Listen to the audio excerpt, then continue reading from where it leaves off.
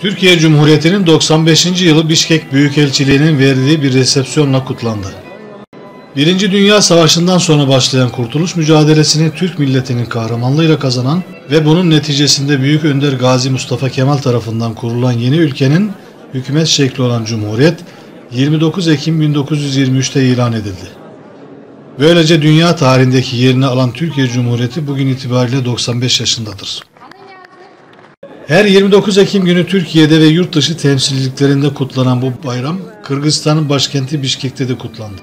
Bişkek Büyükelçiliği'nin düzenlediği 29 Ekim Cumhuriyet Bayramı resepsiyonuna büyükelçilik mensupları, dost ve kardeş ülkelerin büyükelçileri, yabancı misyon şefleri, Kırgız Dışişleri Bakanlığı Yardımcısı, Kırgızistan-Türkiye Manas Üniversitesi Rektörü, Rektör Vekili, Denetleme Kurulu üyeleri, bazı üniversitelerin temsilcileri, öğretim elemanları, Türkiye Cumhuriyeti Milli Eğitim Bakanlığı'na bağlı okulların yöneticileri ve öğretmenleri, Türk ve Kırgız iş adamları, sanatçılar, Kırgız üniversitelerindeki Türkoloji merkezlerinde çalışan öğretim elemanlarıyla bir kısım öğrenci katıldı. Türkiye Cumhuriyeti Cumhurbaşkanı Sayın Recep Tayyip Erdoğan'ın 95. yıl mesajı kendi sesinden görüntülü olarak davetlilere dinletildi. Yaklaşık 1200 davetlinin bulunduğu resepsiyonda Türkiye Cumhuriyeti Bişkek Büyükelçisi Cengiz Kamil Fırat, konuklara hitaben yaptığı kısa konuşmada şunları söyledi.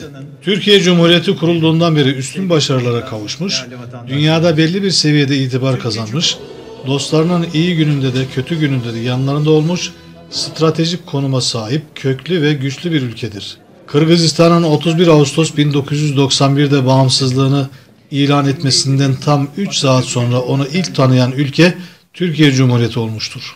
İkili ilişkilerimiz Sayın Cumhurbaşkanlarımızın karşılıklı ziyaretleriyle yeni bir ivme kazanmış olup gelecekte daha güzel projelere birlikte imza atılacaktır.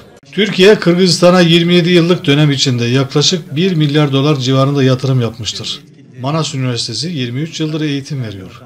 Kırgız-Türk Dostluk Hastanesi'ni yakında açacağız. TİKA aracılığıyla eğitim ve sosyal amaçlı çok sayıda yatırımlarımız devam edecektir. Daha sonra Türk Hava Yolları tarafından 2 adet ücretsiz İstanbul'a gidiş dönüş bileti için çekiliş yapıldı. Biletlerden biri Afganistan Büyükelçisi'ne, diğeri ise bir TÖMER öğretmeninin davet numarasına isabet etti.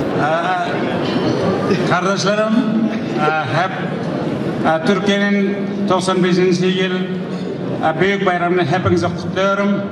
Ben Muhammed İsa Misbamen, Afganistan Büyükelçisi Kırgızistan'da. Teşekkür ederim.